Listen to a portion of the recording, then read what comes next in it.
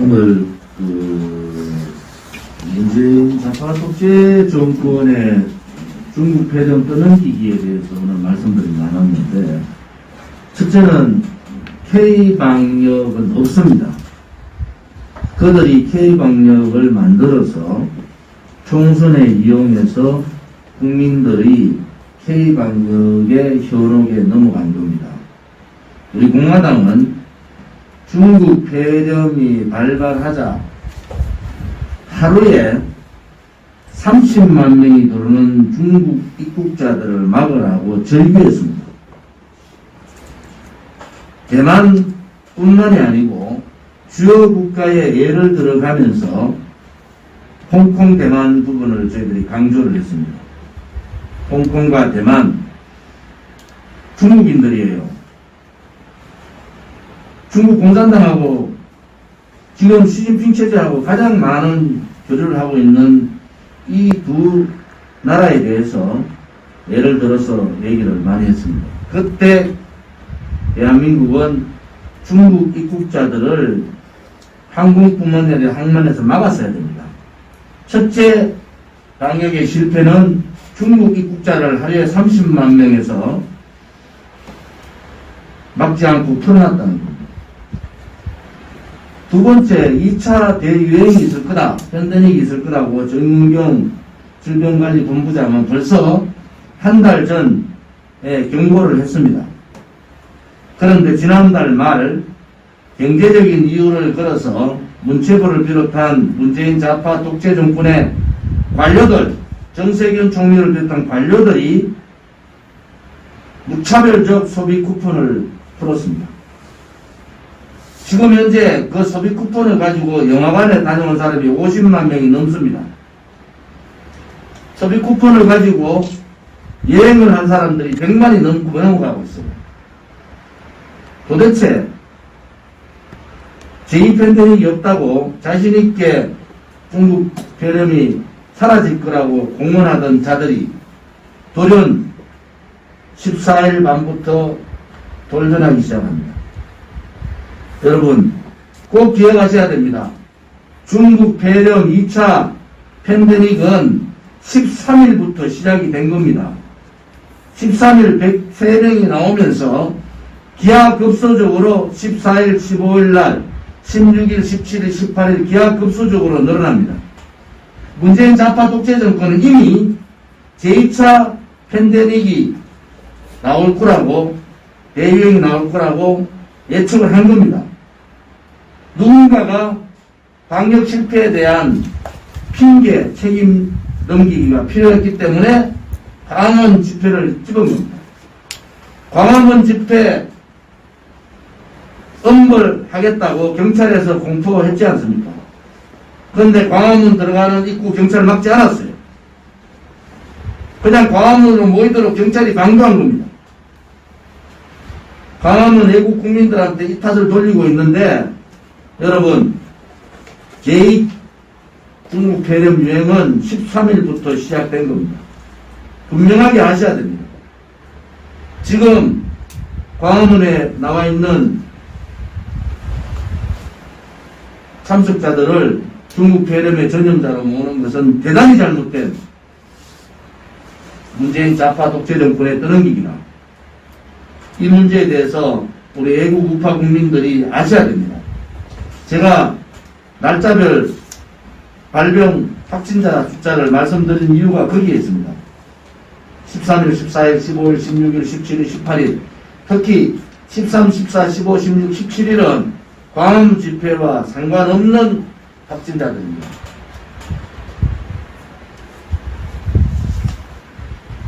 지금 당에서 여러 가지 준비할 사항들이 대단히 많습니다. 사무총장께서 사전 회의 때 여러 가지 얘기를 나눴습니다. 첫째, 4월 7일 보궐선거 대책위원회 구성안을 다음 주에 대책위원회 구성을 발표하겠습니다. 두 번째는 조직강화위원회, 특히 방역 구성에 대한 위원회안이 8월 말, 10월 말, 12월 말 이렇게 조직국에서 제시를 했기 때문에 8월 30일 8월 말까지 1차 조직위원장 구성안을 발표할 수 있도록 사무총장을 중심으로 적극적인 협력을 필요로 합니다. 당협 구성안은 3가지 방안으로 합니다. 다시 한 번 더 말씀드립니다. 첫째는 중앙당 공모 절차가 있습니다. 두 번째는 현재 시도당 위원장의 추천 절차가 있고요.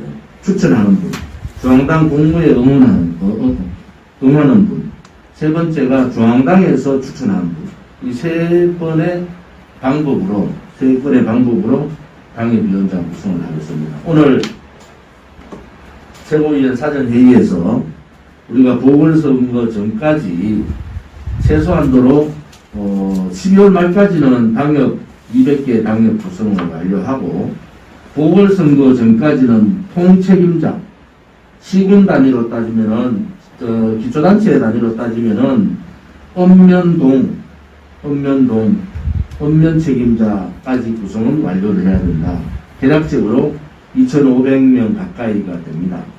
기본적인 2,500에서 3,000명의 조직 간부화를 보궐선거 전까지 완료하도록 그렇게 준비를 해 주시기 바랍니다.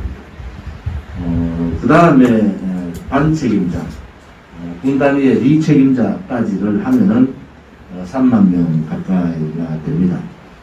현재 우리 책임당원이 4만 2천을 넘어가기 때문에 책임당원 활성화를 배로 늘리고 내용들을 좀 더 보강해서 탄탄한 실질적인 조직, 그냥 형식적인 조직 할 필요 없습니다.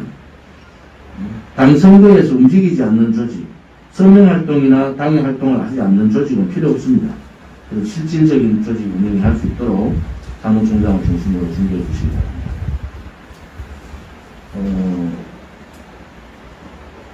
조직강화위원회와 보궐선거 4월 7일 보궐선거 대책위원회 위원들 발표는 다음 주에 발표하도록 하겠습니다. 오늘은 제2기 윤리위원회 후보 의결을 하도록 하겠습니다. 윤리위원회는 당헌 개정안, 오늘 최고위원회에 선 최고위원이 있었습니다만 당헌 개정안이 몇 건이 있습니다.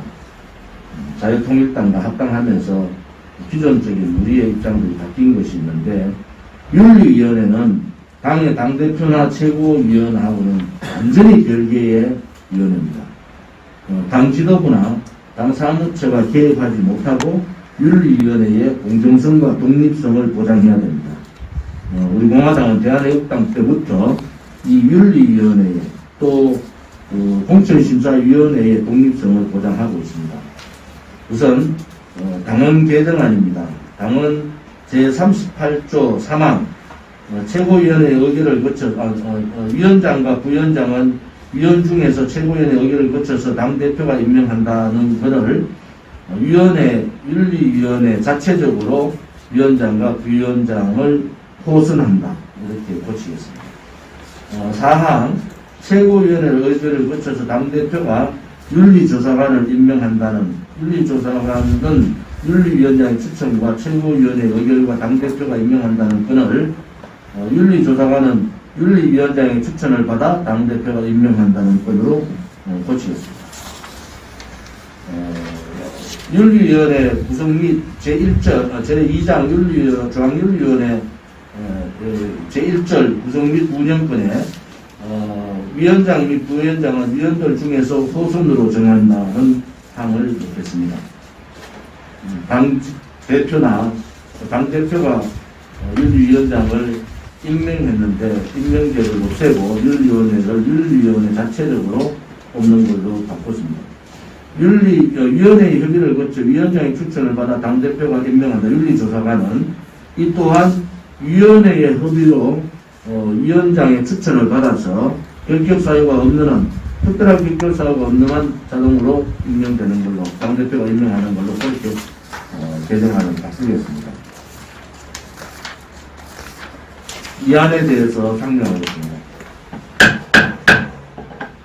사전 최고위원회에서 검토를 한 결과 이의가 없는 걸로 하고 당헌 개정안 이 제시하는 안건에 대해서 수정된 부분은 수정된 부분으로 고치도록 하도록 하겠습니다.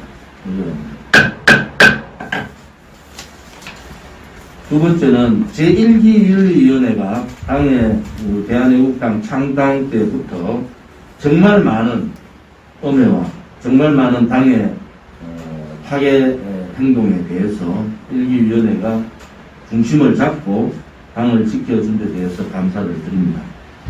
앞으로도 윤리위원회는 다시 한 번 더 말씀드리지만은 윤리위원회의 독립성과 공정성을 100% 담보해야 합니다.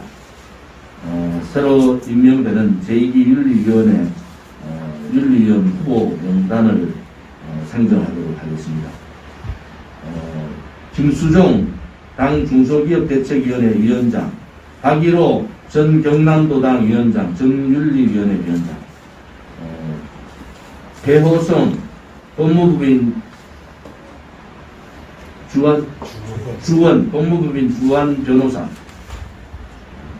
서성근 전 사무총장 변호사, 서정욱 법무부인 민주 변호사, 윤여덕 천만인무죄석방본부 총괄본부장, 진순정 여성목으로 청년 최고위원, 한건영 청년 최고위원, 한상수 인제대 법대 교수 최고위원, 변혜룡 법률행정부국장, 이렇게 10명으로 제2기 윤리위원회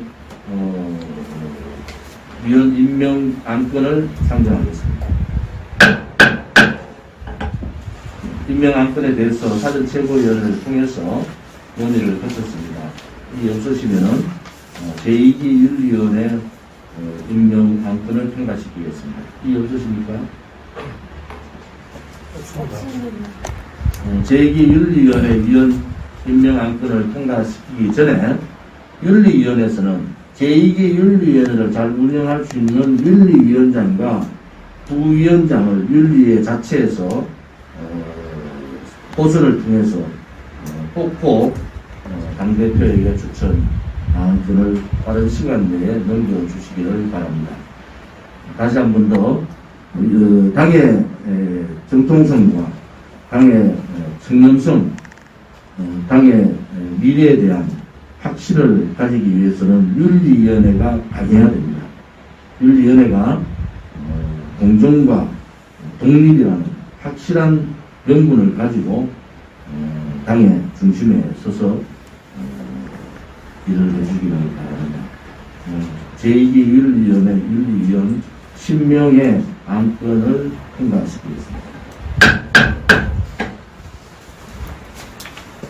당 사무처에서는 제가 오늘 말씀드린 조직강화위원회, 그리고 4월 7일 2021년 4월 7일 보궐선거 대책위원회, 그리고 당 인사에 대한 당 사무처 인사에 대한 사무처 인사 시스템 안건을 빠른 시간 내에 기초안을 작성해 주길 바랍니다. 한 가지 더 홍보 부분에 대해서 좀 더 적극적으로 운영을 해야 되겠다. 그래서 홍보 담당 책임자 빨리 영입을 하고요. 또 사무총장께서 SNS 부분 많이 아시기 때문에 지금 면대면 이렇게 사람들을 만나서 접촉할 수 있는 부분이 상당히 힘들지 않습니까? 그래서 SNS 활동 강화를 적극적으로 하셔야 됩니다. 우리 당의 최고위원분들이 각종 유튜브 출연을 통해서 유튜브 방송을 통해서 많은 우리 당의 입장을 홍보를 해주시기를 바라고요. 유튜브 활성 방안도 해주시고 또 플랫폼 형성 문제도 시간이 많이 없습니다. 지금같이 상방향 소통, 그 다음에 다방향 소통을 하기 위해서는 이런 제도들이 빨리 정착을 해주기를 바라고요. 우리 공화당 TV에 대해서 더 이상 우리 공화당을 아끼는 분들의 관심이 없어질 수 있도록 철저한 준비를 해 주기를 바랍니다. 우리 공화당 TV에 출연하시는 출연자분들은 각자가 좀 더 논리적으로 국민들한테 알릴 수 있도록, 또 우리 공화당 TV에 지금 내용들이 대단히 굉장히 중요한 내용들을 많이 하고 있지 않습니까?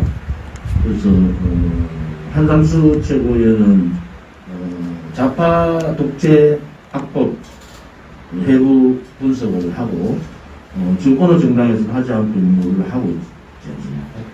그 다음에 박태호 최고께서는 외교 안보 전략, 당의 정책 부분에 대해서 얘기를 하고, 한민호 본부장님은 지금 우리 공화당의 전략부고 지난주에 전략을 어떻게 나갈 것이냐 하는 것도 좀 더 문서화해서 당의 협의를 거쳐서 전략 부분에 좀 더 이번 목요일 전략회의에 적극적으로 좀 개진을 주기 바랍니다.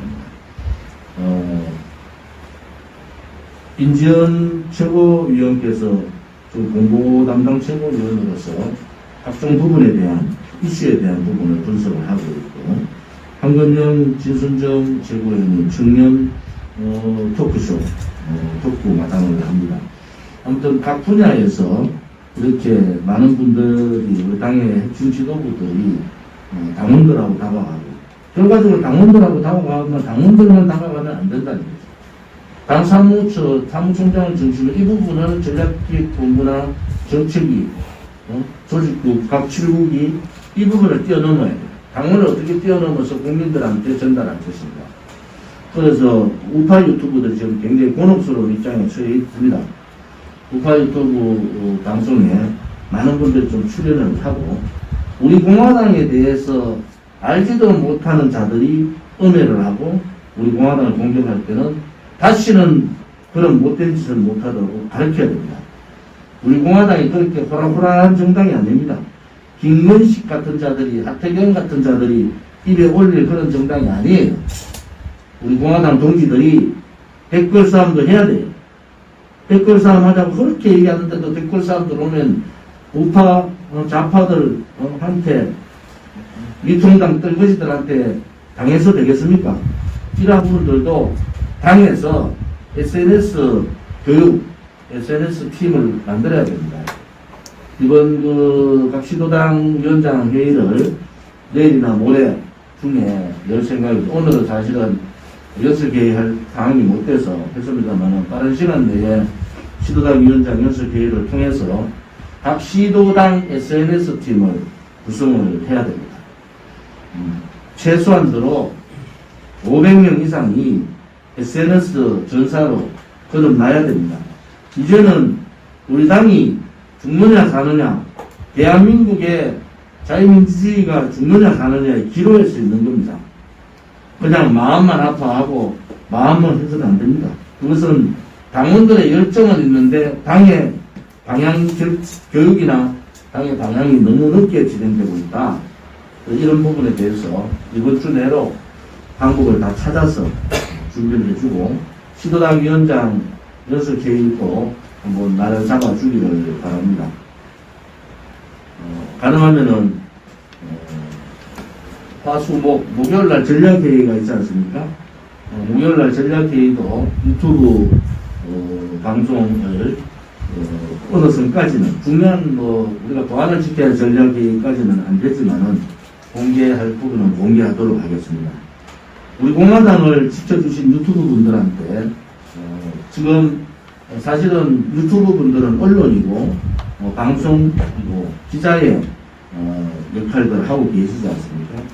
그래서 광화문 집회에 가서 취재하는 거 잘못된 거 아닙니다. 여러분 당연히 우리가 기자회견을 마치고 해산을 하고 또 일부 저랑 같이 종로에 갔지 않습니까? 그런데 광화문 집회에 가서 취재한 부분이 문제가 되는 것은 전혀 없다. 그래서 당연히 기자로서 유튜브 방송을 할 도리다.